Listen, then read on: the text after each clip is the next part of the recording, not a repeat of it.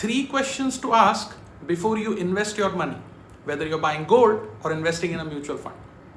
Imagine you're lending money to a friend. What questions will you ask? First, when will you give the money back? Second, how much will you give back? And finally, you will give it back, right? If you ask these 3 questions, you're already on your way to learning the basics of finance. Let us look at how the finance literature asks the same questions.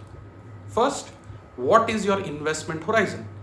In simple terms, when will you need the money? If you're saving for a holiday next year, that's very different from investing for retirement 25 years from now. The longer your horizon, the more time you give for the magic of compounding to work. You also have to worry much less about short-term ups and downs. Now, certain asset classes like equity and real estate are better suited for longer horizons, so it's important to be aware. Second, what return do you need? Are you simply trying to protect your money from losing its value due to inflation, or are you trying to grow your wealth significantly over time? Higher expected returns can help you reach your goals faster, but that brings us to the third question. How much risk are you willing to take? Now, risk and return are joined to each other at the hip. Investments offering higher expected returns generally come with higher risk. Most of us have been trained to think about risk as something negative.